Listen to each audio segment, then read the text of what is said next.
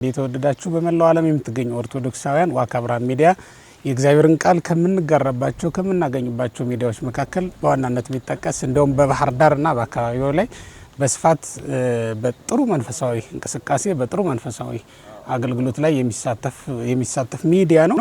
ዋካ ብርሃን ሚዲያን ሁላችሁም እንድታጋሩት እንድትወዳጁት በዚሁ ማሳሰብ ፈልጋለሁ።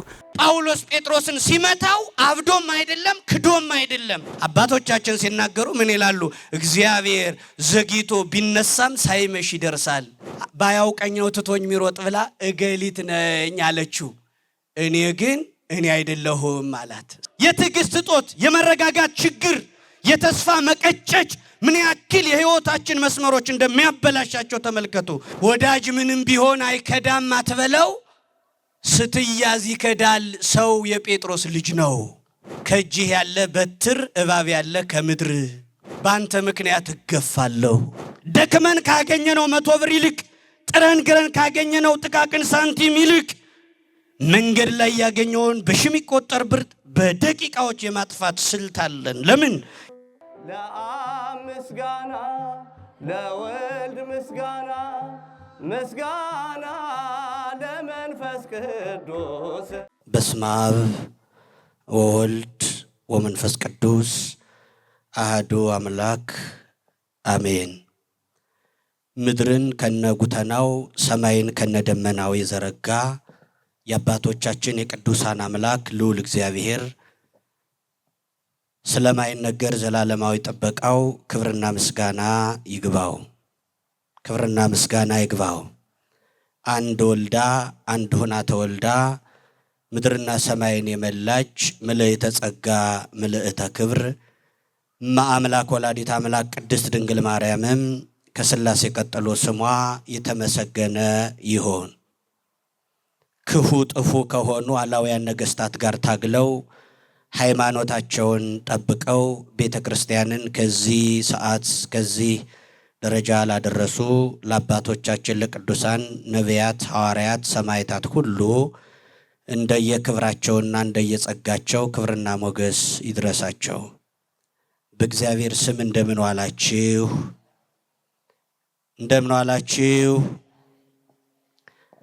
በቸርነቱ ዓመታዊ ሕይወታችንን ጠብቆ ለዚህ ዕለት ለዚህ ሰዓት አድርሶ የቃል ኪዳኑ ታቦት ባረፈበት ሰው ከእግዚአብሔር ይቅርታና ምሕረት በሚያገኝበት ጸጸት በሌለበት መልካም ቆይታ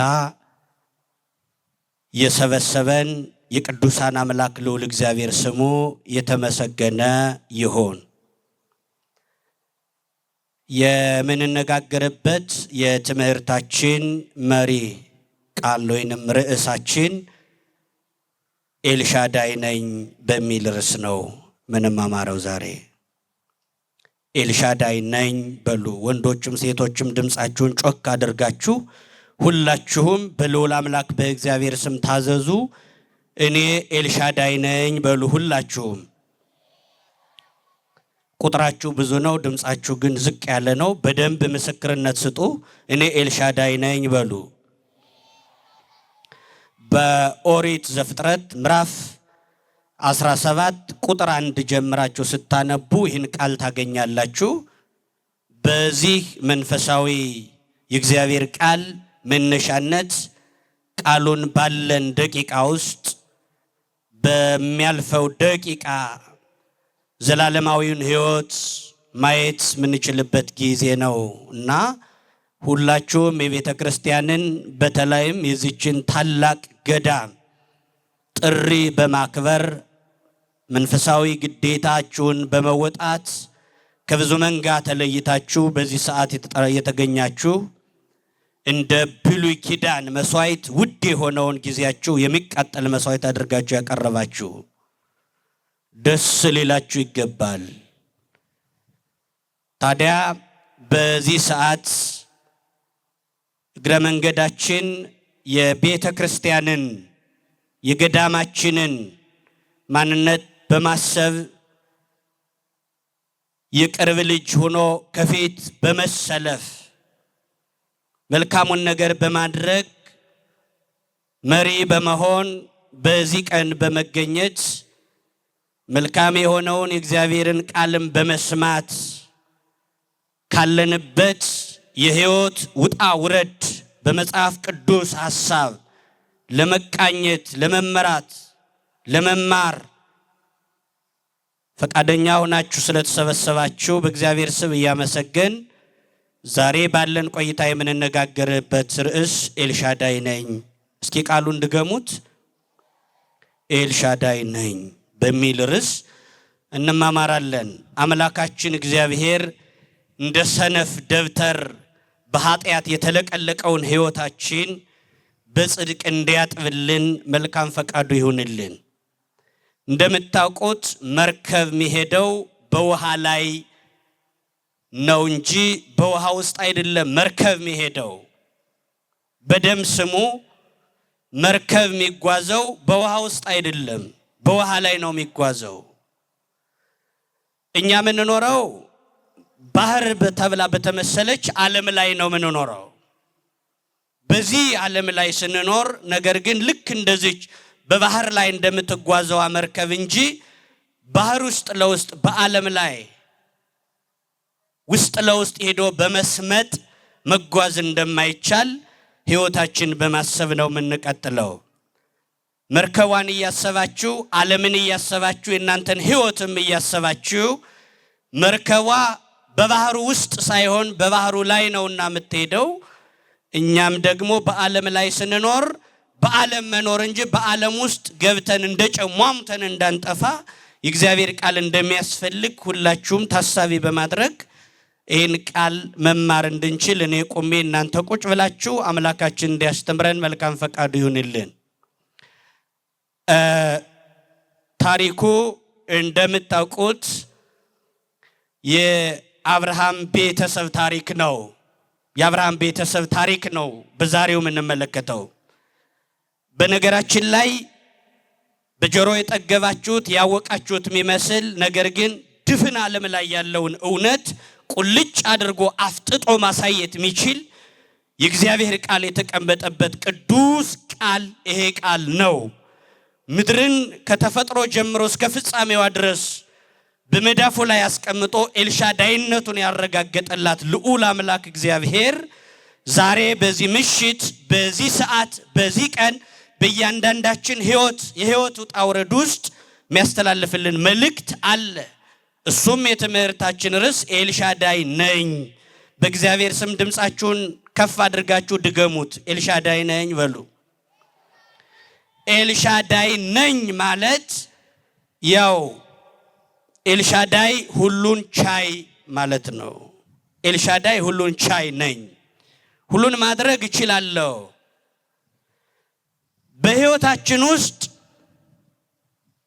ያዘንበት የተከዝንበት ብዙ ጉልበት ያወጣንበት ነገር ሁሉ እንደ እግዚአብሔር ግን ቀላል ሆኖ መፍትሄ የሚያገኝበት በተለይ በሃይማኖታችን ጸንተን ስንኖር ክርስቲያን ነኝ ማለት ኢትዮጵያዊ ነኝ እንደማለት ቀላል እንዳልሆነ፣ ክርስቲያን ነኝ ማለት ኢትዮጵያዊ ነኝ እንደማለት ቀላል እንዳልሆነ በጣም ትልቁ የክርስትና ምዕራፍ እንደሆነ ምናይበት ሕይወት ነው። ክርስቲያኖች ለውጥ ምንፈልግበት ይሄ አንድ ጉባኤ በጣም ብዙ ሰው ይለውጣል። ብዙ ሰው ይለውጣን ብለን ምንናገረው እግዚአብሔርን ታሳቢ በማድረግ ነው። ይገርማችኋል፣ አንድ ሰዓት ጨርሰን ልንናገር እንችላለን። እግዚአብሔር ግን የጨረስነውን ድፍኑን አንድን ሰዓት ላይ ይጠቀመው ይችላል። አንድን ሰው ለመለወጥ እግዚአብሔር የሚጠቀመው አንዱን ቃል ብቻ ሊሆን ይችላል። ረጅም ሰዓት ስንናገር ከረጅሙ ሰዓት ከብዙ የቃላት ንግግር መካከል አንዱን ምክንያት አድርጎ ምናልባት ወደ ጆሮአችን ያለፈውን ወደ ልባችን ቢያፈሰው በመማጸን ነው ክርስቲያኖች። ስለዚህ ወገኖቼ አንድ ታሪክ ነግሬያችሁ ልለፍ። በታሪክ ውስጥ የሚነገረው ነገር ሁሉ እያንዳንዱ በመጽሐፍ ቅዱስ ውስጥ የተጻፉ ክፉ ሰዎችም አሉ። የክፉ ሰዎች ታሪክ አለ፣ የደጋግ ሰዎች ታሪክ አለ። ያንን ግን ቁም ነገር አድርጎ ለሚያነብሰው በትኩረት ሰጥቶ ለሚያነብሰው በጣም ሰፊ የሆነ ወደኛ እያንዳንዱ ነገር ክፉ ሰዎች በመጽሐፍ ቅዱስ ተጽፈዋል። የደጋግ ሰዎች ታሪክ አለ። ተጨምቆ ግን ተደምሮ ተቀንሶ ውጤቱ የነዚህ ሰዎች ታሪክ የኛን ህይወት መዳሰስ እንጂ ከዚህ በፊት የነበሩ የነ አብርሃምን የነ ሳራን የሌሎችን የደጋግ ሰዎች ታሪክ ተርኮ ማለፍ አይደለም። የትምህርቱ መሰረታዊ ጭብጥ እሱ አይደለም ወገኖቼ፣ እሱ አይደለም። እንዲህ ይባላል። አንድ ደብረ ሊባኖስ የገባ እንግዳ የገዳሙን ስርዓት አያውቅምና እንዲህ አደረገ ይባላል። ገዳም እንደገባ በገዳሙ ስርዓት እግሩን አጠቡትና እግሩን ሰዶ ታጥቦ ትልቅ የቤተ ክርስቲያን አባት ናቸው እግሩን የሚያጥቡት። ግን ያው ከተማ የመጣ ሰው ብዙም አይደነግጥም። ታጠበ። መታጠቡ ክፋት የለውም። እግሩን ታጥቦ ሲጨርስ ቦታ ሰጡትና ገዳሙ ውስጥ ባቄላ ነው እንጂ እንጀራ ምግብ የጣፈጠ ምግብ ወጥ የለም ገዳም ላይ። ስለዚህ ባቄላ ሰጡት። ባቄላው ደግሞ በገዳሙ ስርዓት ሳይጠረጠር ነው የሚበላው። ይህም ሌላ የእናንተን ድካም ለመቀነስ መጠርጠር ማለት ምን ማለት ነው? እየፈለፈሉ ልብ ልቡን መብላት ማለት ነው። አዎ በከተማ ቅንጦት በተለይ የጠገበ ሰው ሲበላ ለሁሉም አቃቂር እያወጣ ይበላል፣ ይመርጣል። ባቄላም ከሆነ እየሰነጠቀ ልብልቧን ልምልሟን ነው የሚበላው። ገዳም እንደገባ ረስቶታል። የገዳሙን ስርዓት አያውቀውም። ስለዚህ ምን ያደርጋል ይህ ሰው? ገዳሙ ገብቶ እግሩን ሰዶ ታጠበ። እንደ ይሁዳ ረጅም እግሩን ሰዶ ከታጠበ በኋላ መጨረሻ ላይ ቦታ ሰጡትና ባቄላውን ደግሞ እየጠረጠረ ልብልቡን ሲበላዩትና የገዳሙ ስርዓት ግን ከነሸለፈቱ መብላት እንጂ እንዲህ አይነት ስርዓት ስለሌለ ግራ ሲገባቸው አባቶች አስተዋይ ናቸው። አሁን ይህንን ልጅ ለምን እየጠረጠር ትበላለህ ብዬ ብነግረው እንግዳ ነውና ይደነግጣል፣ ከገዳሙም ይወጣል። ህይወቱም መለወጥ ሲቻል እንደው በዛው ጠፍቶ ይቀራል። ስለዚህ ምን ላድርጋሉ? የለም ከሱ ይልቅ እኔ መብለጥ መሻል አለብኝ። እሱን በወቅሰው ከሚደነግጥ እንግዳ ከማሳቅቅ ከገዳሙ ባሉት ልቅጣዋሉና ምን አደረጉ መሰላችሁ? ከገዳሙ ስርዓቱን የሚያውቅ አንድ አባት ጠሩና ና እንግዲህ አንድ ስርዓት ማያውቅ እንግዳ መጥቷል። እሱ ባቄላም ስንሰጠው እየጠረጠረ እየበላ ነው። እንዳንቀጣው ተው እንዳንለው ደንግጦ እንዳይወጣ እንግዳ ማባረር እንዳይሆን ተጨንቄ ነው። ናና አንተ ከሱ አጠገብ ሆነ ቁጭ ትላለህ፣ ባቄላ ሰጣሃለው። ያን ባቄላ ግን ስትበላ እየጠረጠርክ ነው እንጂ ድሮ እንደምታውቀው በገዳሙ ስርዓት እንዳትበላሉት። እዚህ በኋላ ተመክሮ መጣና መብላት ሲጀምር እየጠረጠረ ከድሮ ውጪ ከገዳሙ ስርዓት ውጪ መብላት ጀመረ። ልክ እነዚህ አባት ነግረውታልና በጥፊ ሞለጩት። በጥፊ ሲያጠልሙት ያው በትሩ ያውቋውቆ ነው። ታውቃላችሁ አይደል? ያውቋውቆ በትር እነዚህ ረዳትና ሹፌር ያውቋውቆ ይበታታሉ። ተመካክረው ትርፍ ይጭኑና ትራፊክ ሲይዛቸው ምን ያደርጋሉ? ሹፌሩ ሩጦ ይስተዋል። ሲስተው ግን የእውነቱን ሊያገኘው ሊያጨማድደው ይችላል። ያውቋውቆ በትር ትባላለች። ቅዱስ ጳውሎስም ጴጥሮስን ባንድ ወቅት ያውቋውቆ መጥቶታል። ግን ጠንከር ያለ እጅ ጠንካራ እጅ ስለነበር ያውቀው ወደ ቀደመ ስራ ተመለስ። ለምን እንዲህ ያደረክ ብሎ ጳውሎስ ደንግጧል፣ ማለት ጴጥሮስ ደንግጧል። የማስተማር ፈሊጥ ነው። ጳውሎስ ጴጥሮስን ሲመታው አብዶም አይደለም ክዶም አይደለም፣ ግን የማስተማር ጥበብ ስለሚያስፈልግ ነው።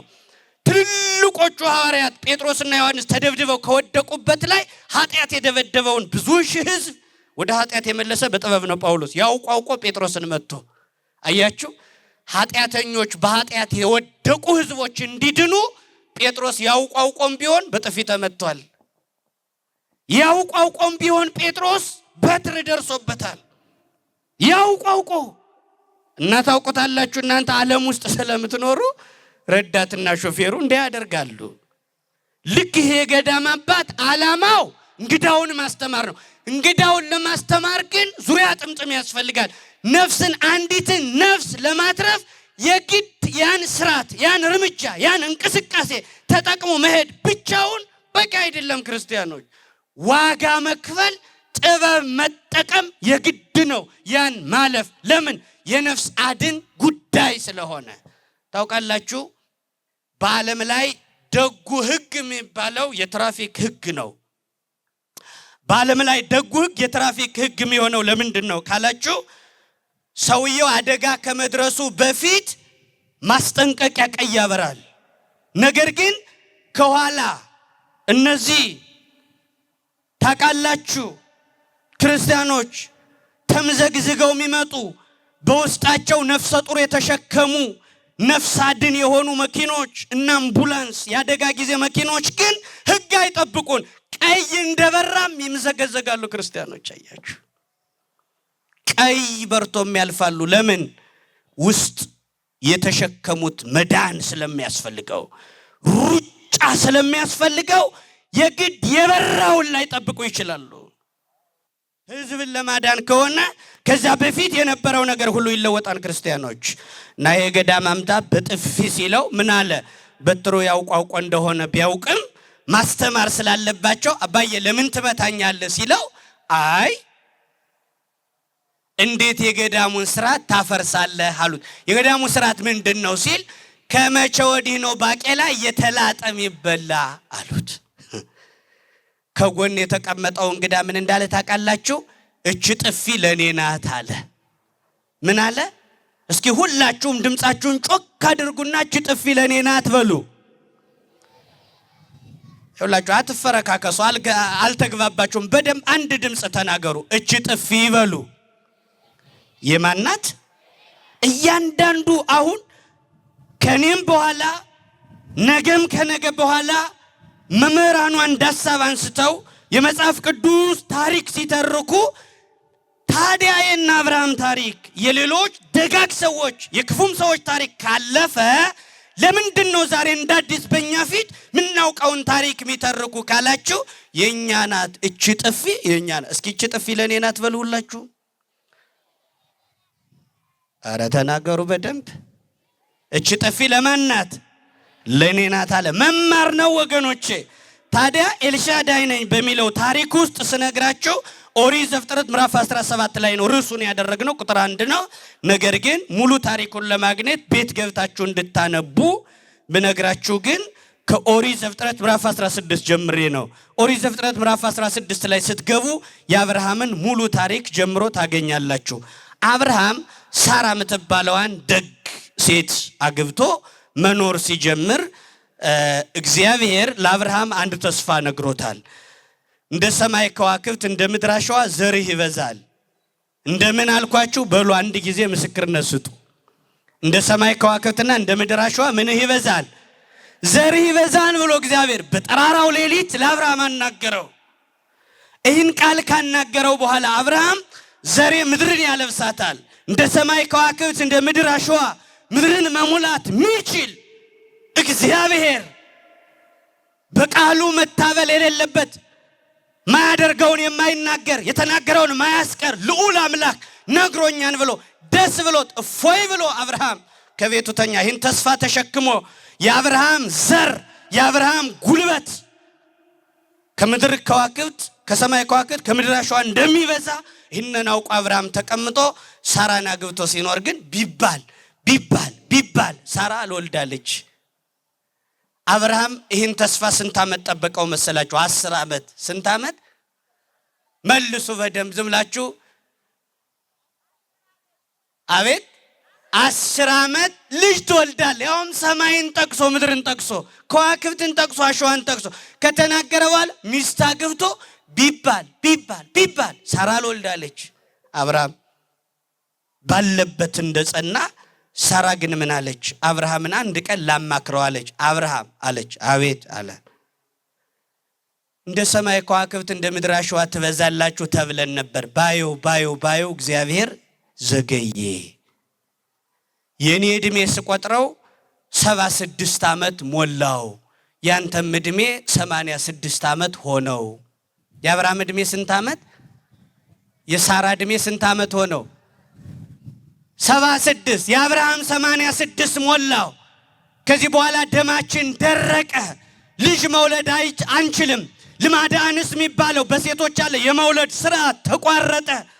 ስለዚህ አብርሃም አሁን ጨርሰን በነፍስ በስጋ ሳንጠፋ ማሰብ መቻል አለብን። እንዳልወልድ አለች ሳራ። እግዚአብሔር ዘጋኝ አለች። ምን አለች? እግዚአብሔር አልዘጋትም፣ ዝግ ግን አድርጓታል።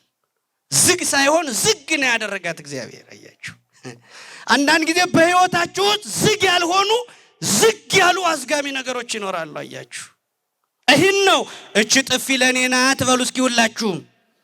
በህይወታችሁ ልጅ የዘገየባችሁ፣ በህይወታችሁ ትዳር የዘገየባችሁ፣ በህይወታችሁ ጓደኝነት እናንተ እንዳሰባችሁት ያልሄደላችሁ ሁሉ፣ ዝግ ያለባችሁ ሁሉ ነገር፣ ያሰባችሁት ነገር አእምሯችሁ ፈጥኖ ነገሩ ዝግ ያለ ቢመስልም በተለይ ከእግዚአብሔር አንጻር ስትመለከቱት አባቶቻችን ሲናገሩ ምን ይላሉ? እግዚአብሔር ዘግይቶ ቢነሳም ሳይመሽ ይደርሳል። እስኪ በሉ እግዚአብሔር ዘግይቶ ቢነሳም በሉ ሳይመሽ ይደርሳል። ሳይመሽ ይደርሳል። ዘግይቶ መነሳት ማለት ምን ማለት ነው? እድሜያችን እስኪያልቅ ድረስ ሊዘገይ ይችላል። እግዚአብሔር ሊዘገይ እንጂ ላይዘጋን ግን ይችላል። መድኃኔዓለም ዝግ አለ የሚባለውን ነገር እግዚአብሔር ዝግ አደረገኝ የሚለው ዘጋኝ አለች ሳራ። እግዚአብሔር እንዳልወልድ ዘጋኝ አለች። በኋላ እኮ ወልዳለች። አሁን በዚህ እኮ ነው የምታውቁት። እግዚአብሔር ዝግ አለችው፣ ዝግ ብላ ተረጎመችው። በህይወታቸው ውስጥ ጊዜ የሚጠብቋሉ። በተለይ እኛ ሂደን እኛ የኛን ጉልበት፣ የኛን ኃይል፣ የኛን ውበት፣ የኛን አቅም አሟጠን ጨርሰን በቃኝ ይህን ነገር ከዚህ በኋላ ተመልሼ ማሰብ አልፈልግም ማለት ስንጀምር እግዚአብሔር ጣልቃ ይገባና ስራ ይጀምራል። እንደ ሳራ የደረቁ ማይጸኖች ይለመልማሉ። ወገኖቼ እግዚአብሔር ዘጋኝ። መጽሐፍ ቅዱስን ገልጣችሁ ስታነቡት እጅግ ያሳዝናል። ሳራ ምን አለች? እንዳልወልድ እግዚአብሔር ዘጋኝ አለች። 4 ነጥብ ጠቅጥቃ ነው የተናገረችው። ዘጋኝ እንዳልወልድ። ስለዚህ ምን ላድርግ አላት አብርሃም። አለችን ሰራተኛ አጋር ምትባል እሷን ፈቅጄላለሁ፣ ከሷ ውለድና ልጁ ለኔ ይባላል አለች ሳራ። ቸኮለች ሳራ። የአብርሃም ትዳር ያ መመራረቂያ የሆነው የአብርሃም ትዳር ጥያቄ ምልክት ውስጥ ሊገባ ነው ወገኖቼ። በሳራ ችኩልነት በህይወታችሁ ውስጥ የትዕግስት እጦት፣ የመረጋጋት ችግር፣ የተስፋ መቀጨጭ ምን ያክል የህይወታችን መስመሮች እንደሚያበላሻቸው ተመልከቱ። ሳራ ምን አለች? በቃ በእግዚአብሔር ተስፋ ቆረጠች ሳራ። እግዚአብሔር ዘጋኝ አለች። አብርሃም ምን አላት? ውለድ ስትለው እሷን ማሳዘን ተገቢ እንዳልሆነ አየና ከግብጽ በመጣች ሰራተኛ አጋርን ወስዶ በፈቃዷ ከአጋር ወንድ ልጅ ተጸነሰ፣ ይስማኤል ተወለደ። ይስማኤል ማለት እግዚአብሔር ሰማኝ፣ ይስማኤል ተወለደ። በሳራ ችኩልነት ከአብርሃም ቤት ሌላ ዘር እንደ ከዋክብት ያለ ዘር ነግሮት ነበር። አሁን ግን የሰማዩ ዘር ዘግይቶ የምድሩ ያሸዋው ምልክት መጣ። ያሸዋው ምልክት እንደ ሰማይ ከዋክብት እንደ ምድር አሸዋ ነበር ያለው። ከሳራ ችኩልነት የተነሳ የሳራ ችኩልነት የሰማይ ከዋክብትን አዘግይቶ የምድር አሸዋዎች ምልክት የሆነው ይስማኤል መጣ። ይስማኤል ተወለደ። አጋር ከመውለዷ በፊት ግን አጋር እንደጸነሰች ባየች ጊዜ ምን እንዳለች ታውቃላችሁ? አጋር በሳራ ፈቃድ ልጅ እንደጸነሰች ሲታውቅ የፈሰሰ ውሃ ደፋ ቀና ብታለሳ ብላ ምታነሳ የሳራ አገልጋይ አጋር ጥጋብ ተሰማት። እመቤት መጫወት ጀመረች። ምን አለች? ሳራ እንደጸነሰች አየችና ስታዘዛት እንደ ድሮ አልሆንላት አለች። እንጨት ሰብረሽ ውሃ ቀድተሽ አቃብኝ ስትላት ምን ትላለች? እኔ ትላለች አጋር። እዚህ በኋላ እመቤት የሆነች ማናት? በሞቴ ንገሩኝ። ሳራ ናት? አጋር ናት? ከአብርሃም ዘር የቋጠረች አጋር ናት። ከአብርሃም ዘር የጸነሰች አጋር ናት። አሁን ወደ እመቤትነት ስሌቱ ሲጠና ወደ አጋር መጣ። አብርሃም ምንም ቢሆን ከአጋር ልጅ እንደሰጠው ሲያውቅ በሰውኛው ምን አሰበ? ምናልባት እንደ ሰማይ ከዋክብት እንደ ምድር አሸዋ ዘርህን አበዛዋለሁ ያለኝ በሳራ በኩል አይደለም ማለት ነው፣ በዚህኛዋ በኩል ማለት ነው ሚል ሐሳብ እንደ ሰውኛ ብልጭ አለ በአብርሃም ላይ። አጋር ወንድ ልጅ ቋጥራ ለሳራ ልታዘዛለች። እንጨት ሰብሮ ውሃ ቀድቶ መስጠት ከዚህ በኋላ በትክክለኛው ፍርድ ከሆነ አንቺ እንጂ መታዘዝ ያለብሽ እኔ አይደለው። ለምን ወልጄ ልጅ ምሰጠው ለአብርሃም እኔ እንጂ አንቺማ ሰራተኛ መሆን የሚገባሽ ቢወልዷት እንጂ ማትወልድ በቅሎ ሆነሻል። ስለዚህ ታዘኝ ስትላት አብርሃምን ተወርውራ ሄዳ ሳራ ምን አለች? ባንተ ምክንያት እገፋለሁ አለች ሳራ። እስኪ በሉ ሁላችሁም በሞቴ በሉ ባንተ ምክንያት ምን እላለሁ? አሁን ይህን ጽንሰ ሐሳብ ያመጣ ከአጋር መወለድን አብርሃም ነውን ካላችሁ በፍጹም። ነገር ግን ሰው ብስጭት ውስጥ ከገባ ሚዛኑን ይስታል ወገኖቼ። ሚዛን እንኳን ሚዛን ተብሎ ለመጠራት መንቀጥቀጥ አለበት። ሚዛንነቱን ለመጠበቅ ይንቀጠቀጣል። ሚዛን የሆነው እየተንቀጠቀጠ ነው። ችግር ውስጥ ገብታም ቢሆን እንደ ሚዛን እየተንቀጠቀጠች አብርሃምን ልትናገረው አይገባም ነበር። ባንተ ምክንያት እገፋለሁ፣ ምን አለብህ አንተ? እንግዲህ እሷ ጸንሳለች፣ እሷን እመቤት አድርገህ እኔም ባሪያ ልታደርግ ነው ሚለው ቢስጭት መጣበት ሳራ። አብርሃምን ብጥብጥ የአብርሃምና የሳራ ቤት። አጋር በመውለዷ ችግራችን ይፈታን ስትል በአጋር ጽንስ የእነ አብርሃም ቤት ክፉ የሆነ ነገር ወደቀበት። አጋር ናቀቻት፣ አቃለለቻት፣ አልታዘዛለቻት። ሳራ ስትበሳጭ ግን አብርሃም ምን አላት? ባሪያሽ ናት፣ ዛሬም ባሪያሽ ናት፣ ዛሬም አገልጋይ ናት። ስለዚህ አጋርን አለ እንደፈለግሽ ማድረግ ትችያለሽ፣ በእጅሽ ናት አላት። ስለዚህ በዚህ ሰዓት ምን አለች? ተቆጣቻት፣ ገሰጸቻት፣ አበሳጫቻት። እንደ ጦር የሚወጋ ባሽሙር ስትወጋት ከቤት ወጣ፣ መሰደድን መረጠች። የሳራ ምላስ ጅራፍ ሆኖ ለበለባት፣ እንደ ሳማ የሚለበልብ እንደ ጦር የሚወጋ ሽሙጥ ጀመረች ሳራ። ዛሬም ጸንሰሽ ባሪያ ነሽ ማለት ጀመረች። ቤቷን ለቃ እንድትሄድ ተገደደች። አያችሁ፣ ናቀቻት ይላል መጽሐፍ ቅዱስን ስታነቡት። ግን በጣም የሚያሳዝነው ክፍል ምን ይላል መሰላችሁ? አጋርም ከአብርሃም ልጅ እንደጸነሰች ባየች ጊዜ በመቤቷ ላይ ኮበለለች። ሳራ ናቀቻት ይላል። ናቀቻት። ወርቅ ላበደረ ጠጠር በችኩልነቷ ትዕግስት በማጣቷ ትዳሯን አሳልፋ የሰጠች ሳራ ችግር ውስጥ ገባች ወገኖቼ። ችግር ውስጥ ገባች። ማን? ሳራ። አብርሃም እንዲሁ ከሁሉም ሳትሆን ቀረች ወገኖቼ። ከሁሉም ሳትቀን ቀረች። ወይ ከአጋር አልሆነች፣ ወይ ከአብርሃም አልሆነች፣ ወይ ልጁ በአጋር ምክንያት ተወልዶ ልጅ አላቀፈች። መካከል ላይ የሌሊት ወፍ ሆነች ሳራ። የሌሊት ወፍ ታውቃላችሁ? የሌሊት ወፍ የሰማይ ከዋክብት የሰማይ አዕዋፋትና የምድር እንስሳት ጦርነት ሲያደርጉ በመካከል እንስሳቱ በሚያሸንፉበት አራዊቱ በሚያሸንፉበት ሰዓት ጠጋትልና እኔም ስጋ በል ነኝ፣ የእናንተ ወገን ነኝ፣ ከእናንተ አሸናፊ ነኝ ትላለች። የእናንተ ወገን መሆኔ ስጋ በል በመሆኔ ይረጋገጣል ትላለች። እንዲህ ከሆነ ብለው ይቀበሏትና ጥቂት ቆይተው ደግሞ የሰማይ አዕዋፋት ጦርነቱን ሲመሩት ጠጋትልና ምን ትላለች? አይ እኔ እኮ የእናንተ ወገን ያው ክንፍ አለኝ እበራለሁ ትላለች።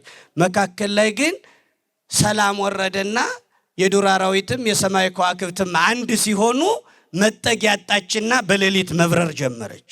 በጨለማው ብቻ ኑሮዋ እጣፈንታዋ ሌሊት መብረር ብቻ ሆነ። በቀን መሄድ አይቻልም። ሁለቱ አንድ ሲሆኑ ብቸኛ ሆነች። ሳራ ምን ሆነች ወገኖቼ? እንደ ሌሊት ወፍ ወይ ከአጋር ወይ ከልጁ ወይ ከአብርሃም ሳትሆን ቀረች። ሳራ የሌሊት ወፍ ሆነች። ሳራ ትልቅ ሐዘን ውስጥ ገባች። ትልቅ ሐዘን ውስጥ። አጋር መጀመሪያ ለስላሳ ብትሆንም አሁን ግን መካድ ጀመረች። ልጅ ቆጥራለች። አዎ ምን ይላል? ወዳጅ ምንም ቢሆን አይክድም አትበለው፣ ስትያዝ ይከዳል ሰው የጴጥሮስ ልጅ ነው። ጴጥሮስ ከነቀያፋ ምድጃ ሆኖ ክርስቶስ ሲያዝ ሰውየውን አላውቀውም ብሏል። ሰው የጴጥሮስ ልጅ ነው። መከራው ስንገባ ይክዳል፣ መልክ ሲጠወልግ ይለወጣል። ሰው ወዳጅ ጓደኛ የሚባለው ተራ ጠባቂ እንጂ ቋሚ አይደለም። ቋሚ ወዳጅ እግዚአብሔር ብቻ ነው። እግዚአብሔርን እንደ ሳራ በችኩልነት ከማጣት መድኃኔዓለም ይሰውረን። አባረረቻት፣ ወጣ ሄደች። አሁን ሳራ ግን ምን ማለት የአጋር ሙከራ ትዳሯን መፈንቀል ነበር። ሳራን እንደ ባሪያ እሷን እንደ እመቤት ማድረግ ነበር። አያችሁ እንዲህ ይሆናል። ያ ውሽማ ከቤት ውጭ ብሏል አሉ ተሳስቶ። ባለቤት ግን ሴትየዋ ናት። አይ መውጣት ከመጣማ ምትወጣ አንተ ነህ ስትለው ለካ ምን ነኝ መወጣ አላሉ። አያችሁ ለካ ምትወጣ ሳራ ናት። ሳራ ግን በዚህ ምክንያት ሰው በጣም አደገኛ የሆነ ነገር ይደርስበታል። ሰው ታውቃላችሁ፣ ሰውየው ወንዝ ሊሻገር እዚህ ይጠብቃል አሉ ውሃ ሞልቶበት። ነገር ግን ምላሱን እያወናጨፈ አንድ እባብ መጣሉ። እባብም ቆሟል፣ ሰውየውም ቆሟል። ውሃው ሞልቷል። እባብ መሻገር ይፈልጋል። እባብ ምን ጠባይ ያለው? መርዙን መልቀቅ አይፈልግም። እባብ የሚኖረው ኑሮውን ከባህር ማዶ ማድረግ ነው። ነገር ግን መርዙን ውሃ ውስጥ ይዞት እንዳይገባ ተበጻጽኦ ራሱን ያጠፋዋል። ራሱን ለማዳን እባብ ምን ያደርጋል? የሚያሻግረው ይጠብቃል ወንዝ ላይ ቆሞ። አንድ የዋህ ሰው እየተምዘገዘገ ሞኝ ሰው ሲመጣ እባክችን ውሃ እንተዋወቅና ተረዳድተን እችን ክፉ ቀን እንለፋት ውሃውን አሻግረኝ ይለዋል። መርዝ እንደያዝካው ምናልባት ብትተናኮለኝ ሲል ሰውየው አይ የለም ከዚህ በኋላ እንዲያውም በሰውና በእባብ መካከል ያለው የጥላቻ ገመድ ይበጠሳል፣ ሰላም እንሆናለን፣ አትፍራ፣ መሻገር እፈልጋለሁ ሲለው ከዚህ በኋላ እግርን እባብ ይነካዋል ተብሎ አይታሰብም ሲለው ለዘላለም በታሪክ ለውጥ ለማድረግ እባብ እንደማይነድፈው ቃል እንደገባለት አወቀና ሰውየው በልብሱ ጠምጥሞ በራሱ ላይ አድርጎ ይህን እባብ ማሻገር ጀመረ። እባቡም ጠባዩን አሳምሮ ሽክፍ ብሎ ወንዙን ተሻገረ። ተሻግረው የብስ ላይ ሲደርሱ ግን በልቀጠሯችን ቃል ኪዳናችን እስከዚህ ነውና ውረድ ሲለው አልወርድም አለ። ለምን ሲለው ተስማምቶኛል አለ። አዎ ውረድ ቃል ኪዳናችን እስኪ ነው። አይ ቃል ኪዳናችን እስከዚህ ቢሆንም እስከ ተመቸኝ መውረድ አልችልም፣ ቀጥል ዝም ብለህ አለው። ተሸክመኝ ተኛ፣ ተሸክመኝ ይኖራል። አዎ በጣም ክፉ ሰዎች አሉ። ቀስ ብለው ገብተው ካህናታችን መውረድም አይፈልጉ ቢጫ ውባዎች፣ በጣም ክፉ ሰዎች አሉ። ያን ክፉ ቀን አልፈው እንኳን ማይተውን ሰዎች እኮ አሉ። አሁንም እየተከታተሉ በቅጠል ቀዳዳ ህይወታችን እያሰቡ እየተከታተሉ የሚያሳልፏት ክፉ ሰዎች አሉ ወገኖቼ።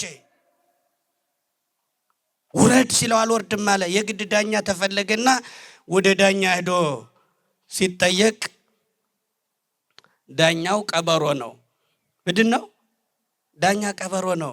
ቀበሮ መጣና ዳኝነቱን ስጥ ሲባል ምንድን ነው ሲል አይ ቃል ኪዳናችን እስከዚህ ነበረ፣ አሻገሬ ውረድ ስለው አልወርድ አለ። ስለዚህ ካህናቴ እንድወርድልኝ እፈልጋለሁ ሲል ቃል ኪዳናችሁ እስከዚህ ተነበረ ለምን አትወርድም ሲለው አይ ልክ ነው ቃል ኪዳናችሁ ግን ያላሰብኩትን ህይወት አስለምዶኛልና እንደዚህ ምቹ መሆኑን ስላላወቅኩ ነው ቃል የገባው። አሁን ግን ተመችቶኛል አልወርድም አለ። ስለዚህ ምን ይሆን? አብሬ ነው የምቀጥላለው አናቱ ላይ ሆኜ። በዚህ ጊዜ ዳኛ የግድ አንድ ነገር ማለት ስላለበት ምን አለ? በሉ ልክ ነው የሁለታችሁንም ችግር ሰምቻለሁ፣ ነገር ግን ምን ላድርግ አለ። በል እንግዲህ ከዳኛ ፊት ከላይና ከታች መሆን የለም፣ ሁሉም ከታች ሆኖ ፍርድ ይሰማል። ችሎት ፊት ላይ መሆን የለም አለ። ስለዚህ ላይ ያለ አናት ላይ ያለ ወረድና መፈርደውን ስማ አለ። ፍርድ ሊሰማ ከሰውየው አናት ላይ ወርዶ መሬት ላይ ሲሆን ቀበሮ ምን አለች? ዳኛ ናት። እባብ ያለ ከምድር ከእጅህ ያለ በትር እባብ ያለ ከምድር እስኪ በሉ ከእጅህ ያለ በትር በሉ። አታጉተምትሙ፣ ጮክ ብላችሁ ተናገሩ። ከእጅህ ያለ በትር በሉ። እባብ ያለው ከምድር በሉ። እባብ የት ነው ያለ? ምድር ላይ። ሰው ቀበሮዋ ባለቅኔ ናት። ምን ማለት ነው? እጅ ላይ በትር አለ፣ ጆሮውን አጨማደው ማለት ነው። ከእጅ ያለ በትር እባብ ያለ ከምድር ስትል ገባትና ቅኔው ገባውና ሰውየው ይህን እባብ ጆሮውን አለው። ተመስገን። እንደዚህ አይነት ዳኞችን ምድሪቱን ያለብስልን። አያችሁ ላያችን ላይ ያሉ ነገሮች። ከዚህ በኋላ የቀበሮ ዳኝነት ማንን ፍንድቅድቅ አደረገው? ሰውየው በጣም ደስ አለውና ያንተን ውለታ ሳልሞት መመለስ እፈልጋለሁ። ምንድነው እሱ ሲባል የለም አንድ ነገር ልስጥ ለውለታ ሲለው ምንም አልፈልግም አለ ቀበሮ። የለም አንድ ነገር እኔ ደግሞ ሳላደርግ አልቆም። ስለዚህ ና እንግዲህ የግድ ከሆነማ አንድ ጠቦት ስጠኝ አለ። ቀበሮ በጠቦት አይጨክንም። ስጠኛ እና ብሎ አስከትሎ ሄደና ከቤቱ ያን ጠቦት እንዳይሰጠው ሆዱን ብራሽ አለው። ደነገጠ። አሁን ይህን ሰጥቼ እንደው ባልቅ ለበል አይነት። ከዚህ በኋላ ምን አለ? ሊሰጠው ሻለና ጠቦት እንዳይሰጠው ሊከስር ሲሆን ወደ ውስጥ ገባና ቦቢ ያለ ውሻ እሱን በቆንጆ ፎጣ ገንዞ በግነው ብሎ እየጎተተ ይዞት መጣ። ቀበሮ ያንዳኝነት የሰጠ ቀበሮ ጠርጣራ ነው። አወቀ፣ ጠረጠረ፣ ራቅ አለና ልቀቀው አለ። ምን በለው? አይ ያመልጣል ሲለው የለም ሩጬ ይዘዋለሁ አለ። የለም ለምን ትሯሯጣለህ? እኔ ያዝኩልህን ማትቀበል ሲለው ያልደከምኩበት አይጣፍጥም አለው። አዎ ያልደከሙበት ነገር ወገኖቼ እንዲሁ አይጣፍጥም። ደክመን ካገኘነው 100 ብር ይልቅ ጥረን ግረን ካገኘነው ጥቃቅን ሳንቲም ይልቅ መንገድ ላይ ያገኘውን በሺህ የሚቆጠር ብር በደቂቃዎች የማጥፋት ስልት አለን። ለምን? ያልደከምንበት አይጣፍጥም። ደክሜ ካልሆነ አለው። ከዚህ በኋላ እንዲያም ከሆነ ብሎ ያዝቡች እንዳትለቅ ብሎ አስጠንቅቆ በቋንቋው ለቀቀው። ሰውየው ሊይዝ፣ ያም ሰው ሊያመልጥ፣ ውሻ ሊይዝ፣ ያ ሊያመልጥ ሲሮጡ ተራራ ላይ ወጣና ሰውየው ካሸነፈ በኋላ ውሻው ታች ላይ ቀርቷል። ሲመለከት ምን አለ? ለሰው ሞት አነሰው። ምን አልኳችሁ? አያችሁ ወርቅ ላበደረ ጠጠር አካሏን ለሰጠች ለሳራ እንዲህ አይገባትም ነበር ወገኖቼ። ሳራ ግን ታሪኩ እንዲሆነ ሳራ ተገፋች፣ ለአብርሃም ተናገረች፣ ሳራ ተባረረች፣ ከቤት ወጣ ሄደች። የእግዚአብሔር መልአክ መንገድ ላይ ቆይቶ አጋር ሆይ መንገድሽ ልክ አይደለም አላት። እስኪ መንገድሽ ልክ አይደለም በሉ። አዎ ከአብርሃም ቤት መውጣትሽ ልክ አይደለም ወገኖቼ። ኃጢአት ከአብርሃም ቤት ሁላችንን ማስወጥቶናል። ዘመናዊነት ከአብርሃማዊ እምነት ገንጥሎናል ወገኖቼ። ደና የመሰለው ሶሻል ሚዲያው ያጠቃቀም ችግር ገጥሞት ሕይወታችን እንደ አጋር ኮብልሏል፣ አኮብልሎታል። ረጅሙን ቅዳሴ ቁጭ ብሎ ቤት ውስጥ መከታተል እንጂ መጥቶ ቅዳሴ ማስቀደስ የትውልዱ ትልቅ ተራራ ሆኗል። የዘሩባቤል ተራራ አያችሁ። ቅዳሴውን አገልግሎቱን ቤት ላይ መሳተፍ ከቻልኩ ብለን አሻንጉሊት ታቅፈን ቤት ውስጥ ቁጭ ብለን ሰንበትን ያሳለፍን ሰዎች ታዛቢ ይቁጠረን። መድከም አይፈልግም። አገልግሎት ግን መስዋዕትነት ይፈልጋል ወገኖቼ። ሳራ ወደ ሳራ ተመለሺ አላት አጋርን። መንገድሽ ልክ አይደለም። እግዚአብሔር በቅዱሳኑ በኩል በመላእክቱ በኩል በወዳጆቹ በኩል ከተሳሳትንበት የኃጢአት መንገድ ወደ መቅደሱ እንዲመልሰን መልካም ፈቃዱ ይሁንልን። ወደ እመቤትሽ ተመለሺ፣ ጉዞሽ ልክ አይደለም። ሳራን አታዛዝኝ፣ ከእግሯ በታች ነሽ አገልግያት። የአብርሃምን ዘር ቋጥረሽ ከአብርሃም ቤት መውጣት አይቻልም፣ ክልክል ነው አለ እግዚአብሔር መልአክ። የአብርሃም ዘር ከሆድሽ አለ። ስለዚህ ተመለሺ ወደ አብርሃም ቤት። ወደ ሳራ ይቅርታ ጠይቂ አለ። ኃጢአት ባንድም በሌላም ይሰራል ወገኖቼ። ተመለሱ። የቤተ ክርስቲያን ዓላማ እግረ መንገዷን ምናልባት ገዳሙን ለማገዝ ሚለው ጥሪ ቢጫነውም በጉዞ በአጋጣሚ ግን ባንድም በሌላም በገዳሙ ስም ጠርቶ እንደ አጋር የኮበለለውን ሕይወታችን ወደ ቤቱ መመለስ ነው ወገኖቼ። አያችሁ፣ አጋር ማለት በዕብራይስጥ ቋንቋ መኮብለል ማለት ነው። የቃሉ ትርጉም አጋር በዕብራይስጥ መኮብለል፣ መኮብለል። አጋር በእኛ ነው ጥንድ የሚመስል፣ በዕብራይስጥ መኮብለል ነው። ብዙ ወጣት ከቤተ ክርስቲያን ስርዓት አጋራዊ መንፈስ ተጠናውቶት ጠባቂ መልአኩ እንኳን ልክ አይደለም የሚለውን ማድመጥ ያልቻልንበት ወገኖቼ፣ ተመለሱ ይላል እግዚአብሔር መልአክ። ተመለሱ። በንስሐ የተመለሰ አጋር ተመለሰች። ያ የአብርሃም ዘር ከአብርሃም ቤት ከእንደገና ተመልሳ ተወለደ። ከአብርሃም ቤት የአብርሃም ዘር እስማኤል ተወለደ። ሳራ 90 ዓመት ሞላት። አብርሃም 99 ዓመት ሆነው 100 ዓመት ደረሰ። አብርሃም የ100 ዓመት ሽማግሌ ሲሆን ሳራ 90 ዓመት ሲሞላት ከዚህ በኋላ ሴት ሳራ አትወልድም ብለው ሰዎች ማውራት ሲጀምሩ፣ ነገር ግን እግዚአብሔር በአብርሃም ፊት ተገለጠና በአብርሃም ፊት እግዚአብሔር ተገልጦ ምን አለው? አብርሃም ሆይ እኔ ኤልሻዳይ ነኝ። እስኪ ኤልሻዳይ ነኝ በሉ በማርያም። እኔ ማን ነኝ? ኤልሻዳይ ሁሉን ቻይ ነኝ አለው። አሁን ምንም ሳይል እኮ እግዚአብሔር ኤልሻዳይ ነኝ ማለት ነው። ኤልሻዳይ ማለት ሁሉን ቻይ ከሆነ አሁን ለአብርሃም ሁሉን ቻይ ነኝ የሚለው ለምንድን ነው ካላችሁ ወደፊት በሚያመጣው ኤልሻዳይ ነኝ አለውና ቀጥሎ ሁለተኛ እንዲህ ያለው። አሁን መጀመሪያ እኔ ኤልሻዳይ ነኝ በሉ ሁላችሁም በሉ።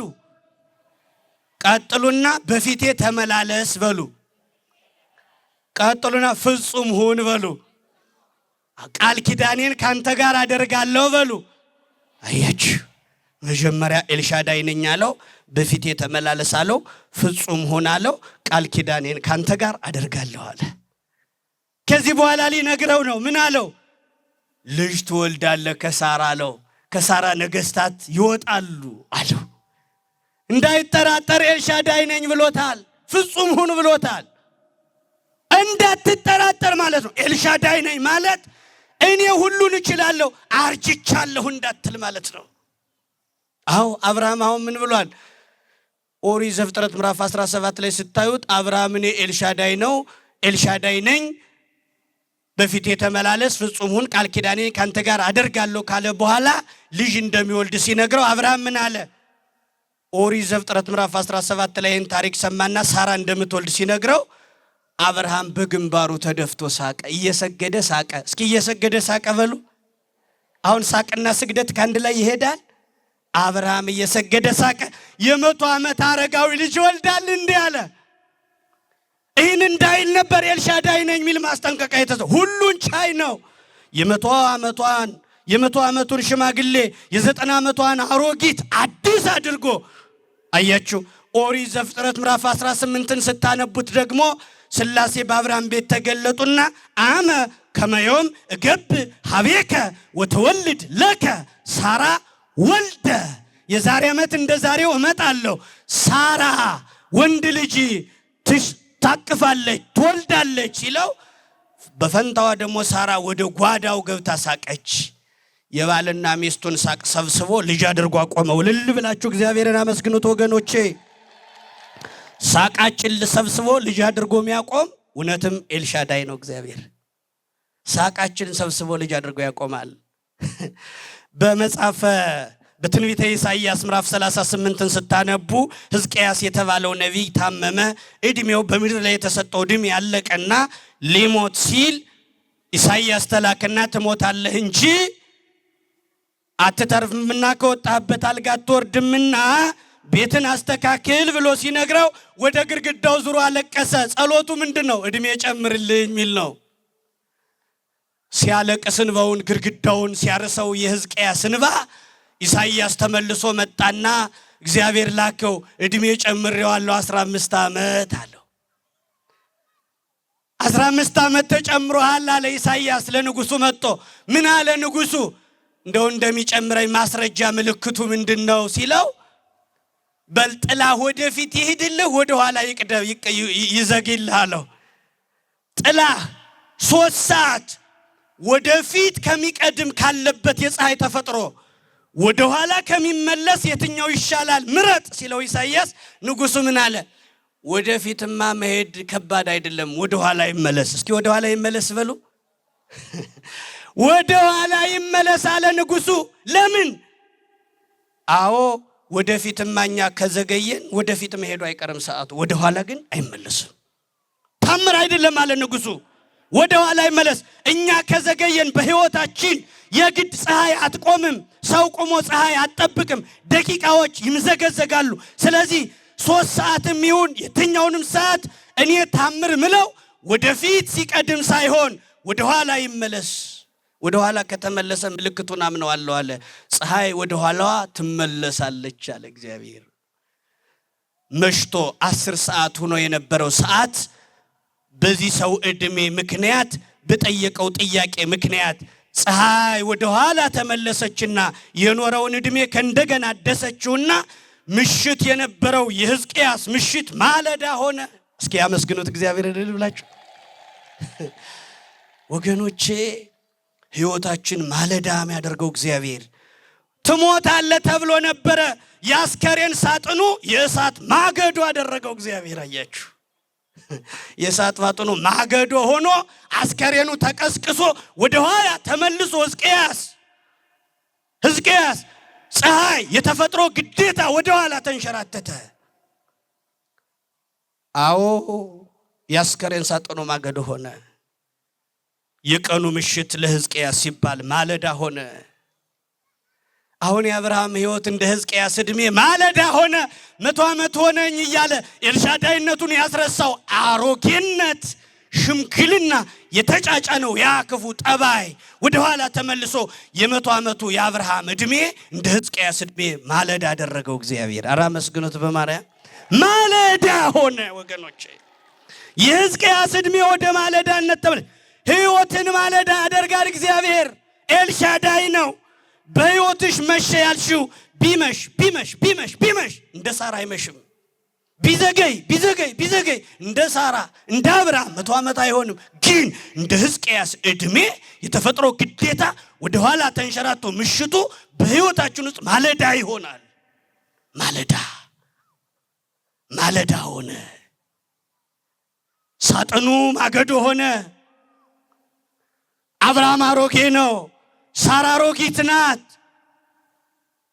መቃብራቸውን እየተጠባበቁ የልጅ ልደት ሊያከብሩ ጉድ ማለት ጀመሩ። ለምን? ሕይወትን ማለዳ የሚያደርገው ኤልሻዳይ እኔ ነኝ ብሏልና። የአስከሬን ሳጥን ለመግዛት የሚቸኩሉት አብርሃምና ሳራ የልጅ ልብስ ለመግዛት ከተማውን ሞሉት።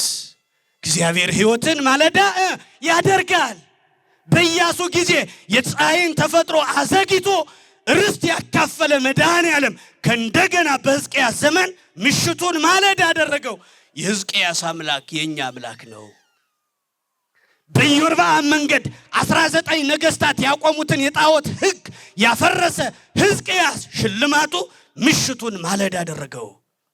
ከኢዮርብዓም ጀምረው 19 ነገስታት ጣዖት እየደረደሩ እግዚአብሔርን አስረስተው ነበር። ያን ታሪክ የሚለውጥ ባለውለታው ሕዝቅያስ ግን የነ ኢዮርብዓምን መንገድ የለወጠ ከ19ኙ ነቢያት ነገስታት የተለየ ስለነበረ በጣዖት ያስመሽቱን ምሽት ማለዳ አደረገው እግዚአብሔር። ሕይወታችሁን እግዚአብሔር ማለዳ ያደርግልን ወገኖቼ። በእግዚአብሔር ቤት መኖር ሕይወት ማለዳ ይሆናል። አሮጊቷ ሳራ ልጅ ታቀፈች። የልጅ ልደት ልታከብር ደፋ ቀናለች። ታሪክ ተለወጠ። ሳራ ሕይወት ሊመጣ ኤልሻዳይነቱ ሊገለጥ፣ ሳራ ግን ቸኮለች። አትቸኩሉ ወገኖቼ። ችኩልነታችን ያበላሸውን ማንም አላበላሸው። በብዙ ችኩልነታችን መልካሙ እንደ ሳራና እንደ አብርሃም የቆመው ትዳር ተበትኗል ወገኖች። ይለወጣል። ከዚህ በኋላ እግዚአብሔር ለአብርሃምና ለሳራ ልጅ ሰጠና ሳራን ልጅ አገኘች። ታሪክ ተለወጠ። ደረቁን የሳራ ማይጸን አለመለመው። በህይወታችን በጣም ብዙ የደረቁ ነገሮች አሉ። ኤልሻዳይነቱ የሚያስፈልጋቸው ወገኖቼ። የአብርሃም ዕድሜ ተቀድሶ ታሪክ ተለውጦ ምሽቱ ማለዳ ሆኖ ሞት በህይወት ተስተካክሎ ሌላ ታሪክ ውስጥ ገቡ። ሌላ ታሪክ ሆነ። አሁን ሳራ ሌላ ሴት ናት። ጎረቤት እንደሚያስባት በሽሙጥ የወጋት ሁሉ አንገቱን የሚደፋላት ባለ ልጅ ትንቢት የተነገረለት ልጅ የተስፋውን ዘር ይስሐቅን ታቀፈች። ምን በችኩልነቷ ደርባ ኢስማኤልን ብትሸከምም ይስሐቅ ግን አልዘገየም። ለዚህ ነው በመጀመሪያው በመግቢያ ምን ብያቸዋለሁ? እግዚአብሔር ዘግይቶ ቢነሳም ሳይመሽ ይደርሳል። የኛን ጉልበት የኛን አቅም አሟጠን ለእሱ እስክንሰጠው ድረስ ይዘገያል እግዚአብሔር ባይዘገይም የኛ ችኩልነት የዘገየ ያስመስለዋል ወገኖቼ። ከዚህ በኋላ ይስሐቅ ሲለወጥ የልጅ መምጣት ስማቸው ተለወጠ። ሶራ ነበር ምትባር ሳራ በላት አለው። አብርሃም ነበር። አብርሃም ስማቸውን የሚያስለውጥ ፍጥረት ቤታቸው ውስጥ በቀለ። ኤልሻዳይነቱን ያስታውስ ዘንድ የልጁ የስሙ ትርጉም ይስሐቅ ይባል። አባቷም 100 ዓመት ሆኖኛል ብሎ አብርሃምን ስቋን ሳራም ስቃለች። ነገር ግን በወጣ በገባ ቁጥር ሲመለከተው እንዲያስታውሰው ከቤታቸው ሳቅ ይሆናል አለ። የሐዘኑን የርጅና የመካንነት ሐዘን የጎሰመውን የአብርሃምን ትዳር ሳቅ ሞላው እግዚአብሔር። ይስሐቅ ማለት ደስታ ሳቅ ማለት ነው። ምን ታሳቅ አለ ሳራ። ሳራን ምን አሳቃት ማለት ነው። አብርሃምን ምን አሳቀው ማለት ነው። ይስሐቅ ማለት ሳቃቸውን እግዚአብሔር ወደ አብርሃም ቤት ሲገባ የቤቱን ጉድለት አይቶ መጣ።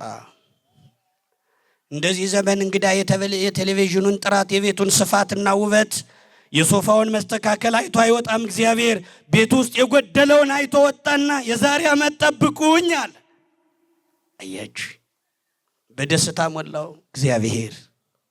ወገኖቼ ሁሉን ነገር አስተውሉ፣ እንደዋዛ እንዳታዩት። ሳራ ግን ቸኮለች። የእነ አብርሃም ያዘንተኛዋ የመካንነቷን ትዳር በሳቅ ሞልቶ ታሪክ ለውጦ እግዚአብሔር አሳየ።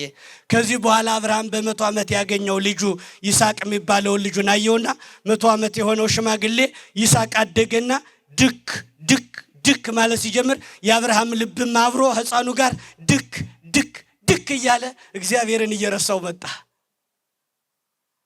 ከእግዚአብሔር ፍቅር ይልቅ የይስሐቅ ፍቅር በለጠበት። ምግብ ከልክ ካለፈ በሽታ ነው። ፍቅር ከልክ ካለፈ ጣዖት ነው። እግዚአብሔር ደግሞ ጣዖት የሆነብንን ነገር በሕይወታችን ይሰብራል፣ አይወደውም እግዚአብሔር። በሕይወታችሁ ውስጥ የመጀመሪያው ማን ሊሆን ይገባል? እግዚአብሔር። እስኪ እግዚአብሔር በሉ።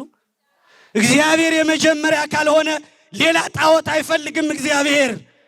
አብርሃም በስተርጅና አገኘና ይስሐቅን ከአምላኩ በላይ አስፈልጦ በፍቅር ነገረ ሥራ ሁሉ ጸሎት የሚያስረሳ ልጅ ሆነበት። በዚህ ጊዜ እግዚአብሔር ምን አለ? ውዱ ፍቅሩ የይስሐቅ ፍቅር ከእግዚአብሔር ፍቅር እንዲበልጥ አይፈልግም። ስለዚህ ያን ጣዖት የሆነበትን የልጁን ፍቅር እግዚአብሔር ሊሰብረው ፈለገና ምን አለ እግዚአብሔር? ጣዖትን መስበር ይፈልጋል እግዚአብሔር። ምን አለ? አብርሃም ይስሐቅን ረደዋል። ወረድልኝ እስኪ በሉ። ምን በለው? ለምን? አጥብቆ ሲወደው አየ። ከእግዚአብሔር ይልቅ ይስሐቅን ማምለክ ወደ መውደድ ውዱ ፍቅሩ ወደዛ ሲያድግበት ያን የምትወደውን ይስሐቅን ረደው አለ።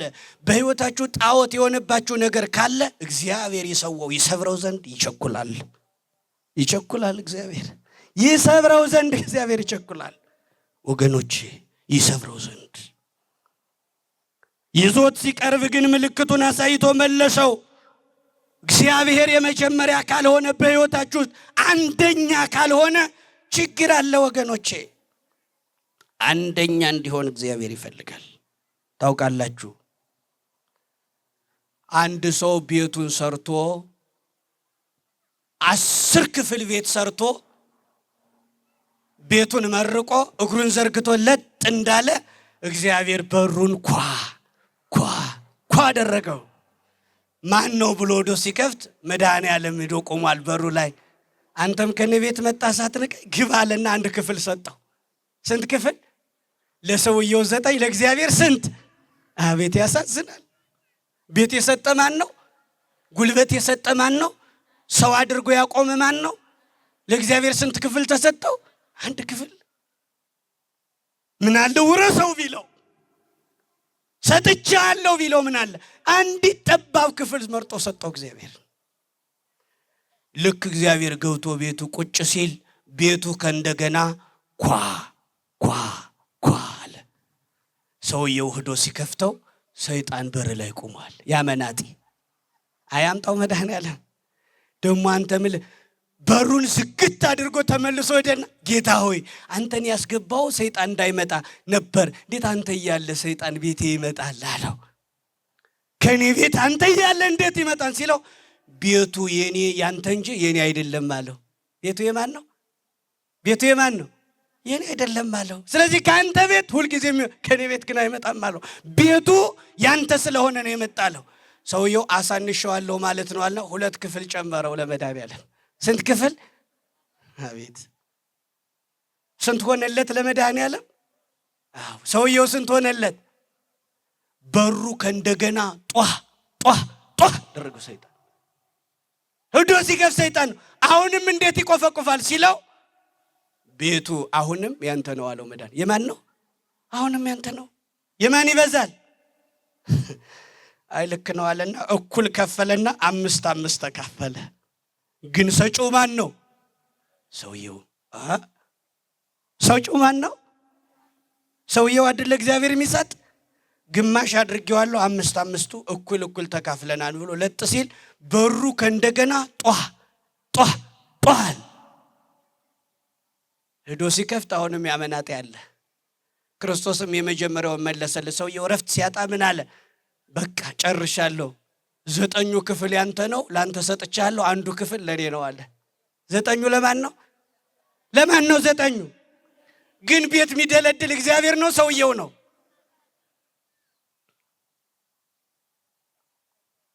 አንድ ክፍል ሰውየው ያዘና ሲል በሩ እንደገና ሞቅ ብሎ ተንኳኳ። ከዚህ በኋላ በቃ ረፍት ሲያጣ ሰውየው ሙሉ ቤቱ ላንተ ሰጥቻለሁ አለው። እንግዲህ አስለኔ ከሰጠኸኝ 1 ክፍል እኔ ሰጥቻለሁ አለ መድኃኔዓለም። ከዚህ በኋላ እንደገና ከፍ ብሎ ሲንኳኳ አሁን ግን ቤቱ የማን ነው? የእግዚአብሔር ነው። ማን ነው መክፈት ያለበት? የቤቱ ራሱ እግዚአብሔር ሄዶ ሲከፍተው በሩ ላይ ይቅርታ ያንተ ቤት መሆኑን አላወቅኩም አለ ሰይጣን። አያችሁ፣ ከዚህ በኋላ መንኳኳቱ ቆመ። ሕይወት መንኳኳቷን እንድታቆም ሕይወት በሙሉ ጭልጥ ብላ ለእግዚአብሔር መሰጠት አለባት። 0 ቁጥር ደርድራችሁ መጨረሻ ላይ 1 ቁጥር ካደረጋችሁ ትርጉም የለውም። ቁጥር 1 ቁጥር መጨረሻ ከመጣ ዳር ላይ ከሆነ ግን ትርጉም ይኖረዋል። በሕይወታችሁ ውስጥ ልጅ፣ ሚስት፣ ትዳር፣ ሕይወት፣ ንግድ፣ መኪና፣ ቁስ አይደለም። የመጀመሪያው አንድ ላይ መሆን ያለበት እግዚአብሔር ነው። አሁን እግዚአብሔር ሙሉ ነገሩ ሲሰጠው የአብርሃም ቤት ሲቆጣጠረው የአብርሃም ቤት ተለወጠ። ሐዘን የሞላበት የአብርሃም ቤት በደስታ ታጠበ። ወገኖቼ በደስታ ታጠበ፣ በደስታ ተለወጠ። አውግስጢኖስ የሚባል አንድ 50 ዓመት በላይ 60 ዓመት ከሆነው በኋላ ረጅም ዕድሜ ከሆነው በኋላ በክደት በሌላ እምነት ኑሮ መጥቶ ወደ ክርስትና ከመጣ በኋላ በሌላ እምነት እያለ በዓለማዊ ግብር የምታውቀው አንዲት ሴት ነበረችና እንደተለወጠ አታውቅም፣ ክርስቲያን እንደሆነ አታውቅም። መጨረሻ ግን ክርስቲያን ሆኖ ተለውጦ ንስሐ ገብቶ ተኩነስንሶ ሲመላለስ አየችና ያው የድሮ ነው ብላ የሮጠች ለዓለማዊ ግብር ነው የፈለገች። ስትከተለው ይሮጣል፣ ስትከተለው ይሸሻል፣ ይሮጣል። መጨረሻ ሮጣ ደረሰችበትና ባያውቀኝ ነው ትቶኝ የሚሮጥ ብላ እገሊት ነኝ አለችው። እኔ አይደለሁም አላት። እስኪ እኔ አይደለሁም በሉ። ተለውጫለሁ አላት። ሰውየው ምን አለ? ትክክለኛ ጤነኛ ደንበኛ ወዳጅ የምለው የልብስ ደንበኛዬ ነው አለ። ለምን አለና በየቀኑ ስሄድ ይለካኛል አለ። የዛሬ ሳምንት የለካን የልብስ ደንበኛ ዛሬም ስንሄድ ይለካናል። ለምን? ልንወፍርም ልንሰስትም እንችላለን፣ ልንከሳም እንችላለን። ስለዚህ እግዚአብሔር ሕይወታችን ሙቀት መንፈሳዊ ሙቀታችን ይለካል። እግዚአብሔር በትናንት ነው የኃጢአት ማንነት አይደለም። ነገር ግን ሁላችንም ተለውጠን እንደው አውግስጢኖስ ምን ማለት አለብን? እኔ አይደለሁም። ሁላችሁም በሉ የእግዚአብሔር ቤተሰቦች እኔ ግን ወገኖቼ እኔ ግን ምን አይደለሁም። ደህና ደሩ። እግዚአብሔር ይስጥልን። ስብሐት ለእግዚአብሔር። አሜን።